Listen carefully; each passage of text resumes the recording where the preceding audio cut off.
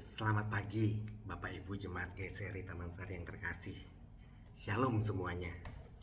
Senang sekali kalau pagi hari ini kita bisa berjumpa kembali dalam acara Makin Dekat dengan Tuhan.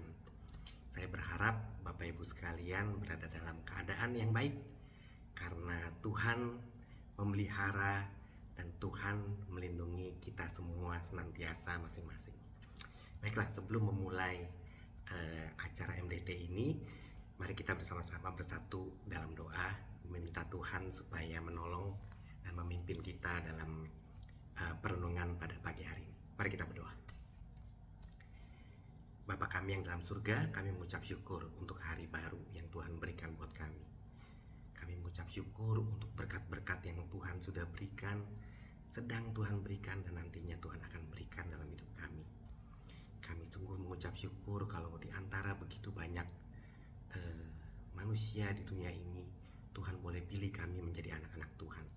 Anak-anak yang Tuhan sayangi, yang Tuhan kasihi, dan ingin terus berada dalam pelukan kasih Tuhan. Terima kasih Tuhan Yesus. Dan kalau pada pagi hari ini kami mau belajar sedikit merenungkan tentang firman Tuhan, Tuhan tolong kami, bukakan hati kami, biarlah Roh Kudus meluaskan hati pikiran kami sehingga kami mampu mengerti apa sebenarnya yang Tuhan ingin kami lakukan dalam hidup kami sehari-hari. Ini kami, Tuhan tolong kami. Tuhan juga tolong saya supaya bisa menyampaikan apa isi hati Tuhan kepada kami. Terima kasih Tuhan Yesus. Kiranya Tuhan yang beracara dalam MDT ini ke depan. Dalam nama Tuhan Yesus kami berdoa. Amin. Bapak Ibu sekalian, cerita pagi hari ini saya awali dengan beberapa tahun lalu ketika Ivy masih kecil. Dia masih umur 1 tahunan lah gitu ya. Itu kan memang secara jadwal rutin anak kecil itu kan harus dibawa ke dokter untuk diimunisasi. Karena udah beberapa kali pasti dia ngeh gitu ya bahwa oh ini mau dibawa ke klinik nih, mau disuntik ini ya. Lalu dengan gestur tubuh yang nggak nyaman, kayaknya pengen kabur gitu ya. Dia memandang maminya, kemudian juga memandang saya. Dia berasa mau cepet-cepet kabur lah dari situasi itu, karena dia tahu ini adalah situasi yang tidak mengenakan.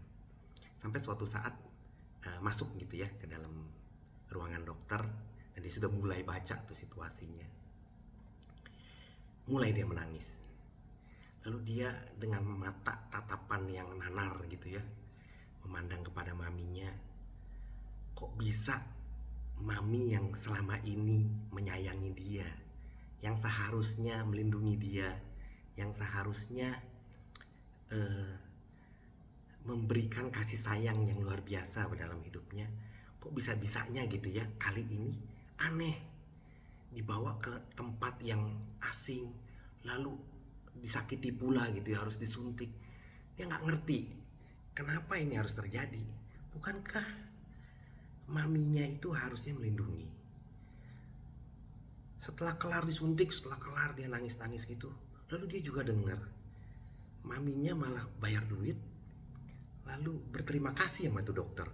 Gimana sih si mami ini gitu ya, kalau saya umpamakan apa yang ada dalam pikiran Ivy. Udah saya disakiti, bilang thank you lagi, lalu lebih gilanya lagi bikin janji lagi bahwa bulan depan ya akan balik lagi ke sini. Ini kegilaan macam apa ini begitu ya? Kok bisa-bisanya gitu ya terjadi hal-hal seperti ini? Nah, Bapak Ibu sekalian, bukankah dalam hidup kita juga sering merasa begitu?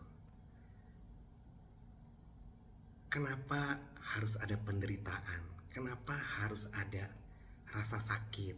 Kenapa harus ada hal-hal yang tidak kita ingini terjadi dalam hidup kita? Bukankah Allah yang katanya Maha Pengasih, Maha Penyayang, yang melindungi anak-anaknya? Kenapa Allah diem aja gitu loh, dan bahkan cenderung membiarkan, loh biarin aja si Kriskop gitu ya mengalami hal seperti ini? Bukankah kita sering bertanya-tanya sama seperti Ivy, why God, why? Kenapa hal yang susah, hal yang menyakitkan seperti ini boleh terjadi, Tuhan izinkan terjadi dalam hidup kita. Kita buka Yesaya 55 ayat 8 dan 9. Ayat yang sangat-sangat terkenal sekali gitu ya. Yesaya 55 ayat 8 sampai 9.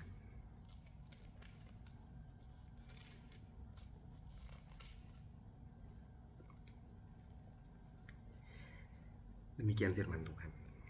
Sebab rancanganku bukanlah rancanganmu, dan jalanku bukanlah jalanmu bukanlah jalanku. Demikianlah firman Tuhan. Seperti tingginya langit dari bumi, demikianlah tingginya jalanku dari jalanmu, dan rancanganku dan rancanganmu. Bapak Ibu sekalian, ayat ini mau menjelaskan bahwa kita dan Allah itu mempunyai sudut pandang atau perspektif yang jauh sekali berbeda. Seringkali apa yang kita anggap baik, apa yang kita lakukan dalam sehari-hari baik, itu bukanlah hal yang berharga di mata Allah. Atau bahkan ada hal-hal yang buruk yang kita nggak harapkan itu terjadi, tapi itu justru Allah izinkan terjadi dalam hidup kita, supaya kita menjadi pribadi yang lebih kuat, yang lebih strong lagi, yang gak biasa-biasa aja, tapi jadi pribadi yang luar biasa. Sama seperti Ivy yang tadi saya ceritakan. Mengapa dia bisa merasa bahwa ke dokter diimunisasi itu begitu menyakitkan dalam hidup dia?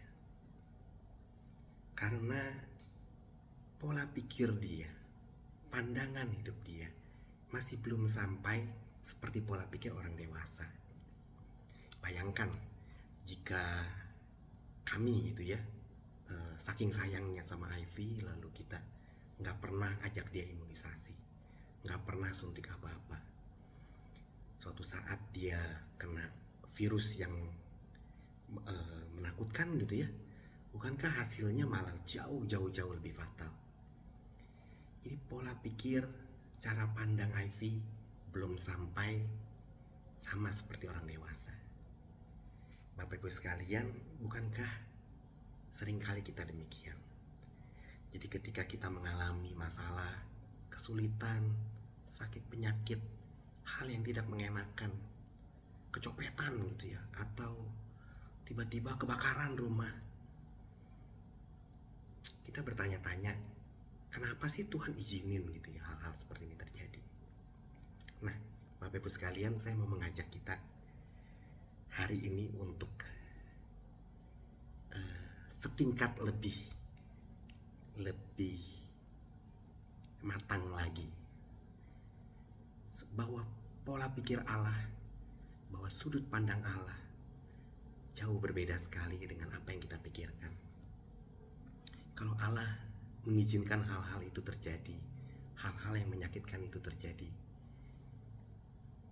pasti ada hal-hal, ada rencana Allah yang sungguh indah buat kita, yang Dia pengen supaya kita jalani satu persatu itu menjadi supaya nantinya kita menjadi anak-anak Dia yang lebih baik, yang lebih kuat. Sama seperti saya sebagai orang tua berharap Ivy bisa lebih kuat karena sudah diimunisasi. Demikian juga Allah, Dia ingin supaya kita, rencana Dia adalah Dia ingin memberikan kita yang terbaik, walaupun itu lewat hal-hal yang mungkin oleh kita terasa menyakitkan. Lalu tidak ada pilihan buat kita untuk bisa naik step lagi, itu hanya dengan satu cara, yaitu kita harus secara perlahan-lahan mengerti apa sih pola pikir Allah, apa sih yang sebenarnya menjadi kerinduan Allah, yang rancangan-rancangan Allah buat hidup kita. Nah, Bapak Ibu sekalian, saya ajak kita mencatat beberapa hal gitu ya. Yang yang perlu kita ingat betul-betul bahwa Allah itu mempunyai rancangan yang kekekalan. Sama sekali bukan hal-hal yang duniawi atau yang fana yang ada di dunia ini. Nah, kita ketika dalam dosa pasti masih pola pikirnya adalah tentang dunia. Tapi sambil berjalan, sambil menjalani hidup kita sebagai orang Kristen, sedikit demi sedikit, perlahan demi perlahan, kita mulai beralih dari hal-hal yang duniawi kepada hal-hal yang surgawi. Dalam perjalanannya itu memang tidak mudah, tapi kita terus belajar. Sampai satu titik kalau kita sudah tahu, mengerti bahwa hal-hal yang duniawi ini bukanlah hal-hal yang utama lagi, dan mulai beralih untuk berfokus pada hal-hal yang kekekalan, maka penderitaan-penderitaan atau kesulitan-kesulitan yang kita alami itu bukan lagi hal yang menakutkan gitu. Bedanya si A yang masih dalam pemikiran-pemikiran duniawinya dengan si B yang sudah memiliki perspektif kekekalan, ketika mengalami masalah yang sama, musibah yang sama gitu ya, maka si A jauh lebih mendayu-dayu dan lebih sulit, berasa hidupnya susah sekali. Sementara si B jauh lebih menikmati karena dia tahu bahwa apa yang dia alami ini adalah bentuk pembentukan Tuhan, atau mungkin hal yang sangat fana gitu ya, tidak berarti apa-apa dibanding dengan kekekalan nantinya. Jadi Bapak Ibu sekalian, saya mengajak kita semua untuk mulai mengganti kacamata kita yang tadinya melihat lewat kacamata jasmani, lewat hal-hal yang sifatnya masih duniawi, menggantinya dengan kacamata seperti yang Tuhan pakai, yaitu perspektifnya kekekalan. Caranya, cara praktis gitu yang saya pikir paling praktis kita bisa lakukan dalam sehari-hari adalah tentunya kita harus belajar tentang firman Tuhan, sehingga kita tahu apa sih yang sebenarnya hal-hal kekekalan itu, apa sih hal yang Tuhan suka dan hal-hal yang Tuhan tidak suka untuk kita lakukan. Dan ketika udah tahu gitu ya, itu kan rambu-rambu yang ada, kita tanam terus tuh di otak kita. Nah, nanti ketika dalam perjalanan kita sehari-hari gitu ya, ketika kita melakukan A, B, C, diperhadapkan oleh pilihan atau diperhadapkan oleh keputusan, dengan mudah dan dengan insting kita akan bisa mengambil keputusan dengan tepat gitu ya. Kenapa? Karena bank datanya itu sudah benar, isinya firman Tuhan, sehingga ketika mengambil keputusan pun atau ketika merespon terhadap suatu masalah gitu ya, kita akan merespon dengan tepat. Saya sering menolong diri saya sendiri dengan begini, jika Tuhan ada di sebelah saya saat ini, kira-kira apa sih yang Tuhan ingin saya lakukan ketika menghadapi situasi ini? Jika Tuhan ada di sebelah saya saat ini, apa sih yang akan Dia bisikkan ke telinga saya supaya saya merespon dengan tepat untuk menghadapi rasa sakit saya, atau dikhianatinya saya, atau apapun yang tidak mengenakan dalam hidup kita. Nah, dengan melatih seperti ini, harusnya perspektif kita berubah. Harusnya kita responnya berubah, lalu kenikmatan hidup kita pun akan berubah. Hal-hal yang menyulitkan, menyakitkan seperti apa yang dialami oleh orang-orang gitu ya, yang sakit penyakit atau apapun, itu tidak lagi hal yang membebankan atau rasanya sakit sekali gitu ya, sulit sekali, dan tidak, karena Tuhan mempunyai perspektif yang kekekalan dan kita sudah mengikutinya. Dan saya tahu ini adalah perlu latihan gitu ya, bukan dalam sekejap kita bisa tiba-tiba memiliki langsung gitu ya pola pikir atau pola pandang seperti Allah. Ini adalah pelajaran seumur hidup sampai nanti kita bisa bertemu muka dengan muka lagi dengan Tuhan sehingga kita sempurna nantinya. Ada satu cerita sedikit ketika di Alkitab tentang Daud yang menghadapi Goliat. Saya tertarik membahas ini sedikit, konteksnya untuk apa yang kita bahas hari ini. Dari 1 Samuel 17 ayat 34 sampai 37 berbicara begini. Tetapi Daud berkata kepada Saul, "Hambamu ini biasa menggembalakan kambing domba ayahnya. Apabila datang singa atau beruang yang menerkam seekor domba dari kawanannya, maka aku mengejarnya, menghajarnya, dan melepaskan domba itu dari mulutnya. Kemudian apabila ia berdiri menyerang aku akan menangkap janggutnya, lalu menghajarnya dan membunuhnya. Baik singa maupun beruang telah dihajar oleh hambamu ini. Dan orang Filistin yang tidak bersunat itu, ia akan sama seperti salah satu daripada binatang itu, karena ia telah mencemooh barisan daripada Allah yang hidup." Saya tertarik bicara tentang Daud ini adalah maksudnya begini. Dulu masih kecil kita akan berpikir luar biasa sekali ya Daud yang kecil mungil gitu ya, berani menghadapi Goliat yang raksasa luar biasa tingginya gitu dan besarnya gitu ya. Tapi setelah kita pelajari betul-betul, ternyata Daud itu bukan orang yang nekat. Maksudnya yang tidak punya pengalaman sama sekali dalam bertarung. Setelah kita baca gitu ya, bahwa dalam kehidupan sehari-harinya dia sudah berlatih menghadapi beruang maupun singa dalam kehidupannya sehari-hari. Sehingga ketika ketemu masalah yang besar seperti Goliat pun, dengan santainya dia bilang, "Santai, tenang aja. Dia udah menghina Tuhan, dia akan bernasib sama seperti singa dan beruang yang udah biasa saya hadapi." Nah, Bapak Ibu sekalian, kita harus menghadapi beruang-beruang kecil kita dalam kehidupan kita sehari-hari, atau singa-singa kecil kita, sebelum kita ketemu dengan Goliat itu. Saya yakin Tuhan pengen ngebentuk kita sedikit demi sedikit lewat singa atau beruang-beruang yang kita hadapi setiap hari. Yang penting adalah kita berjalan-jalan terus dengan Tuhan. Tuhan ada kok di sebelah kita terus. Dia pengen selalu menggenggam erat tangan kita. Yang masalahnya adalah kita yang sering melepaskan genggaman tangan dia dan berusaha berjalan dengan pikiran dan sudut pandang kita sendiri.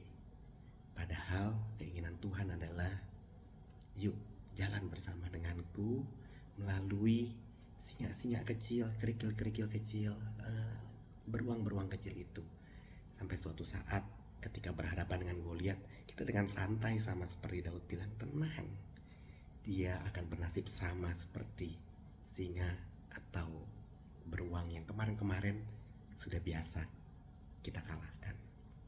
Ya, Bapak Ibu sekalian, hari ini kita belajar supaya punya perspektif seperti Allah, yang tidak lagi melihat hal-hal dari sisi duniawi, tapi mulai memikirkan hal-hal yang dari sisi kekekalan, mulai menjalani satu persatu masalah kita dengan berjalan bersama dengan Tuhan, pegangan tangan sama Tuhan.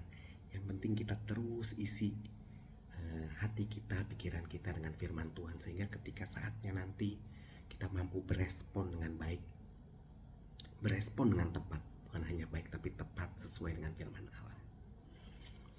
Ada satu quote yang kalau Bapak Ibu ingat 2 tahun lalu ketika di MDT, saya juga suka sekali dengan quote lagu ini. Day by day, dear Lord, of you 3 things I pray. To see you more clearly, to love you more dearly, to follow you more nearly, day by day. Biarlah ini menjadi doa kita setiap hari, sehingga setiap hari sedikit demi sedikit kita berubah dari cara pandang kita yang duniawi menjadi cara pandang Allah yang surgawi. Mari kita berdoa. Bapa dalam surga, tolong kami supaya kami mampu tolong kami supaya kami mampu menjalani setiap rintangan yang terjadi dalam hidup kami sebagai bentuk pembentukan kami menjadi karakter yang lebih kuat. Tolong kami percaya bahwa rencana Tuhan dahsyat dan luar biasa untuk hidup kami.